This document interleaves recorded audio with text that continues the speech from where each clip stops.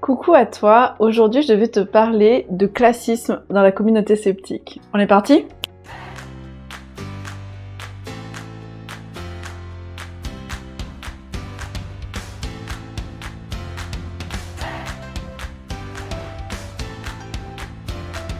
Deux petites précisions avant de commencer cette vidéo. Première précision, ici quand je vais parler de classisme, de quoi je parle? Je vais parler de discrimination envers la classe sociale et notamment de domination d'une classe sociale sur une autre, avec une domination qui va s'exercer de manière au final assez invisible et inconsciente dans notre société, c'est-à-dire que la classe sociale dominante, souvent beaucoup plus haut dans l'échelle sociale, va discriminer la classe sociale dominée, notamment via les codes sociaux qui sont adoptés par cette classe dominée, en sachant que toutes les classes ont des codes différents. Ce sera vraiment discriminer une personne parce qu'elle n'a pas la bonne culture, parce qu'elle parle pas de la bonne façon, parce qu'elle n'a pas lu les bons livres, pour X ou Y raison, en faisant porter ça sur l'individualité de la personne comme si c'était des choix, plutôt que de comprendre en fait qu'elle a des codes différents et d'accepter que des codes différents sont ok et sont produits par des contraintes différentes, etc., etc. Deuxième précision, il faut savoir que quand je suis entrée dans la communauté Z, c'est vraiment la première fois que je côtoyais des gens d'une classe sociale aussi élevée. Alors je les côtoyais pas dans la vraie vie, hein, c'était vraiment via internet, via une vie virtuelle, mais le décalage a été assez impressionnant pour moi, et du coup je te livre dans cette vidéo ce que ça m'a fait.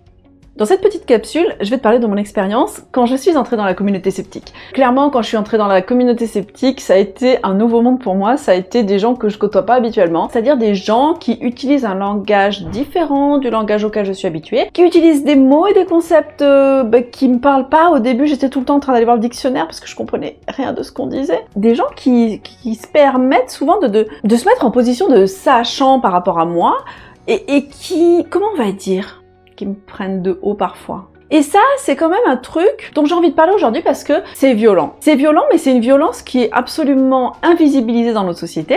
Et j'ai envie de t'expliquer ce que ça fait quand t'es une femme comme moi et que t'arrives dans une communauté où tu te côtoies des gens comme ça. Alors moi je côtoyais pas du tout la communauté sceptique, hein. J'ai regardé Hygiène Mentale, j'ai adoré ces techniques de comment on va dire, les outils qu'ils nous donnent pour réfléchir, et j'ai essayé d'appliquer ces outils à moi-même, en toute humilité j'allais dire, en m'exposant, en disant voilà je vous montre ma démarche, qu'est-ce que vous en pensez, on en discute. Et alors franchement les gens ils ont été gentils, hein. Ils ont été gentils, sauf qu'en fait, j'ai senti le fossé. En gros, je me suis sentie comme une merde. J'avais vraiment envie de continuer à produire du contenu sceptique.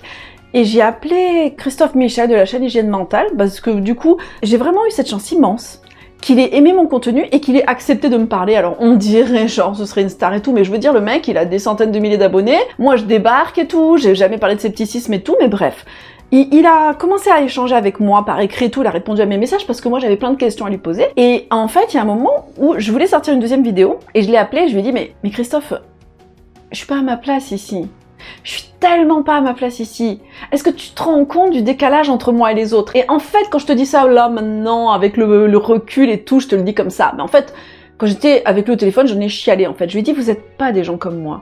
Vous êtes pas des gens comme moi, vous parlez d'une façon que je comprends pas. Vous avez plein de cultures que j'ai pas. Alors bon, aujourd'hui, j'ai relativisé plein de choses, mais bref. C'est vraiment ce que j'ai ressenti sur le moment où je suis entrée, c'est que vous êtes des gens cultivés et moi pas. Vous parlez un langage que je parle pas, et je pense que la façon dont je parle, vous la méprisez. Vous me trouvez bien gentille et bien mignonne pour ceux qui veulent bien m'écouter, mais clairement, je suis pas à la hauteur, quoi. Je suis pas une comme vous, et j'ai pas envie de faire semblant de l'être, et je le suis juste pas, en fait. Et du coup, Christophe, il m'a dit, mais si t'as ta place, en fait.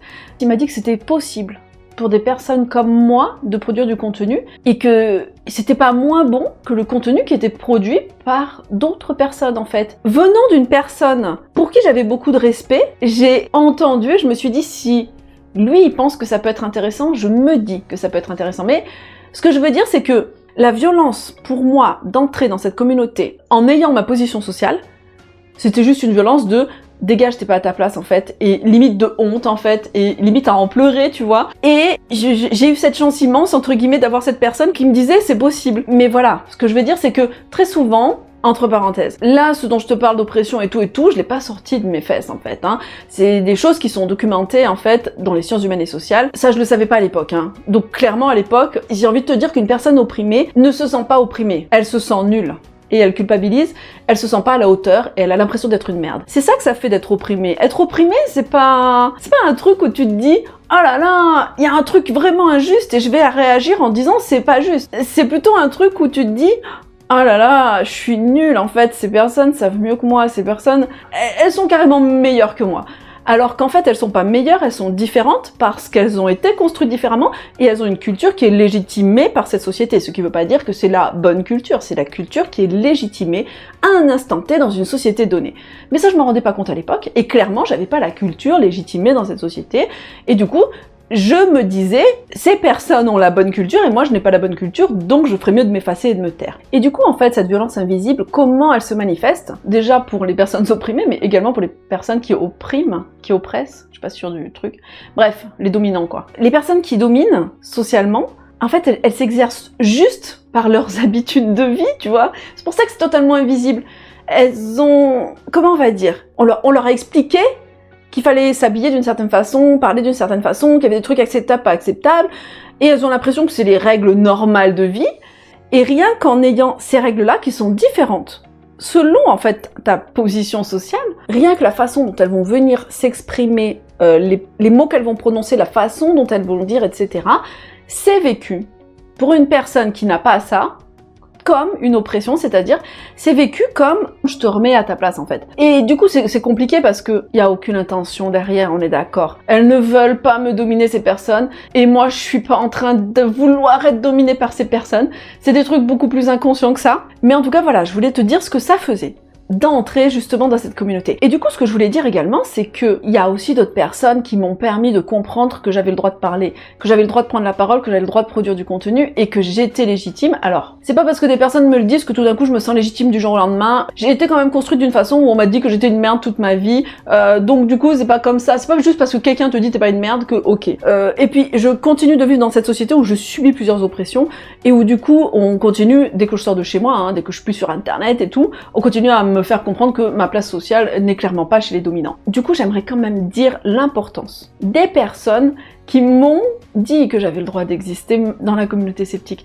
Alors, je vais te parler notamment du collectif Zététique Métacritique, mais je vais te parler de manière générale des personnes qui s'intéressent aux sciences humaines et sociales, à ce qu'elles en disent sur les oppressions, et qui s'intéressent à toutes ces mécaniques de domination, et qui du coup prennent conscience de ça, et arrivent, comment on va dire, à un peu contrebalancer le truc, et à me faire comprendre que c'est pas juste que je me taise, que c'est pas normal, et que oui, ma voix compte quand même. Pour moi, il est sain, dans une communauté qui se revendique de l'esprit critique, d'avoir une diversité de points de vue. Et une diversité de points de vue, c'est pas juste des personnes qui ont des points de vue différents, c'est des personnes qui appartiennent à différentes catégories, qui ont toutes des points de vue situés, qui échangent avec leurs points de vue différents, sans se placer en sachant qui sait mieux. Sans dire « mon point de vue est meilleur que le tien », et qui en gros vont échanger, comment on va dire, comme un truc de savoir qui s'échange entre personnes ouvertes et humbles. C'est-à-dire que c'est pas des personnes qui vont venir en te disant « écoute, moi j'ai étudié et moi je vais t'expliquer la vérité », c'est des personnes qui vont avoir conscience que leur point de vue n'est pas neutre et qui vont expliquer leur point de vue de manière ouverte en disant « j'aimerais vraiment connaître le tien et j'aimerais vraiment voir si on fait des liens ou quoi ». Et cette oppression, en fait, elle vient beaucoup d'un courant qui se pense neutre, qui se pense rationnel et au-dessus de l'émotionnel, je ne sais pas comment dire, un peu genre nous on a la vraie science, nous on a la vérité, nous on est neutre parce qu'on calcule les choses de manière rationnelle et qu'on sait, et pourtant ces personnes ne sont pas neutres. Et quand je te parle de points de vue situés, et quand je te parle de comment on construit l'esprit critique, c'est justement sur ces points de vue situés différemment, sur les personnes qui pensent différemment de toi, que tu vas avoir tes angles morts et que tu vas réussir à construire une connaissance qui va se rapprocher de la vérité, parce que ta vérité, elle correspond à ton vécu, que tu le veuilles ou non en fait. Tu vas voir certaines choses, tu vas ne pas voir certaines choses. J'ai envie de te donner plein d'exemples et ce sera difficile dans une vidéo rapide comme ça, mais ce que je veux dire c'est que, est-ce que je te trouve un exemple vite fait? Allez, je te trouve un exemple vite fait, on va parler de complotisme. Souvent, t'as des gens dans la communauté sceptique qui disent « Non, mais franchement, il y a des gens, ils sont débiles, ils ont pas confiance dans les institutions, alors que tout le monde sait que les institutions sont les sources les plus fiables. » Et si, dans le fait que les autres ne fassent pas confiance aux institutions, c'était notamment parce qu'elles ont été malmenées par les institutions, notamment parce qu'elles n'appartiennent pas à les catégories dominantes, et que les catégories dominantes, envers qui les institutions sont très bienveillantes, et envers qui les institutions n'ont jamais exercé de violence, ne vont pas comprendre comment quelqu'un pourrait ne pas avoir confiance en une institution. Pour ma part, avant d'être sceptique, j'avais une énorme défiance envers toutes les institutions parce que j'ai subi de la violence de la part de pas mal d'institutions. Et parce qu'en tant que transclasse, c'est-à-dire quelqu'un qui change de classe sociale, je vois l'énorme différence. Quand je vais voir les institutions avec mes manières de classe populaire et quand je vais les voir avec mes manières de classe moyenne, voire même des fois j'arrive un peu à avoir des manières de classe moyenne haute, etc. C'est des choses qui s'acquièrent au fil des années, etc. Mais je vois la différence dont je suis traitée par toutes les institutions et par toutes les personnes de cette société. Et du coup, quand t'as juste été toujours avec les codes de la bourgeoisie, tu te rends pas compte que les institutions peuvent être violentes et tu te dis si elles sont violentes, vu que moi je connais ces personnes, elles sont sympas, toujours elles m'écoutent, elles me prennent en compte, etc. Tu te rends pas compte comment elles traitent les gens qui ont pas tes manières et qui ont pas tes codes et que c'est pas de leur faute qu'ils ont pas tes manières et tes codes, hein. C'est juste parce qu'ils sont nés ailleurs, quoi, et qu'on leur a appris autrement et parce qu'ils ont d'autres contraintes, en fait. Tout ça pour dire que, bien sûr que je comprends que quand t'es bourgeois, que quand t'es dans la classe dominante, t'as l'impression que les institutions, elles sont cool et bienveillantes, mais au lieu de te dire, du coup, les gens qui croient pas les institutions, ils sont bêtes, demande-toi si les gens qui croient pas les institutions peuvent pas avoir des bonnes raisons rationnelles de ne pas croire les institutions, et demande-toi si ce serait pas pertinent d'essayer de comprendre comment l'autre pense, plutôt que d'essayer de le dominer, en lui disant, tu dis de la merde, tu penses mal, et je vais t'apprendre comment penser. Ça, c'est une violence. Et du coup, j'espère que cet exemple est parlant. Quand t'arrives quelque part et que des gens se permettent de te juger, de te prendre de haut et de te dire que juste t'as mal compris et que ton raisonnement est fallacieux, alors que ces personnes sont incapables de comprendre pourquoi tu raisonnes comme ça, pourquoi tu penses comme ça, et ne veulent pas t'écouter, en fait. Et limite, elles te disent, écoute-moi, moi, parce que moi j'ai la vérité, mais elle t'écoute pas. Donc j'ai envie de te dire, est-ce que t'as envie d'écouter quelqu'un qui te prend de haut et qui veut même pas écouter ce que toi t'as à dire? Pas forcément. Et ça, on peut le comprendre aussi, parce que voilà, quand on est opprimé, bah, on fuit aussi souvent les personnes dominantes. C'est pour ça que, moi, ça m'a fait bizarre quand je suis arrivée dans la communauté sceptique. Je me suis juste dit, bah, stratégie habituelle quand t'es confronté à ces gens-là, fuis, parce que, de manière inconsciente, je savais que j'allais être opprimée et dominée, donc j'avais pas envie, c'est pas super agréable, quoi, de se sentir comme une merde. Fuis, va chez les gens qui te considèrent pas comme une merde. Bon, alors, je sais pas trop ce qu'on peut retenir de tout ce que j'ai dit là. Je rappelle quand même que ma chaîne n'est pas monétisée, que tu peux me retrouver sur Skepticon, que tu peux me laisser un tip sur Utip ou Tipeee, et que produire du contenu ça demande du temps, de l'énergie, et que ces tips sont vraiment les bienvenus. J'espère que cette vidéo elle t'intéresse, n'hésite pas comme d'habitude à venir m'en parler sur Twitter, sur les commentaires YouTube, à venir peut-être éventuellement sur mon serveur Discord, pour ça tu me MP sur Twitter et on voit. N'hésite pas également à venir me voir sur Twitch. Sur Twitch j'ai vraiment des échanges directs avec le public et c'est vraiment super sympa. Et on parle de tout ça. On parle d'esprit critique, on parle d'oppression, on parle de plein de choses, on parle de diversité de points de vue, donc n'hésite pas à venir me regarder sur Twitch. Voilà, je te fais plein de gros bisous, si consenti, des câlins si consentis, je t'envoie plein de belles pensées, et je te dis à très bientôt.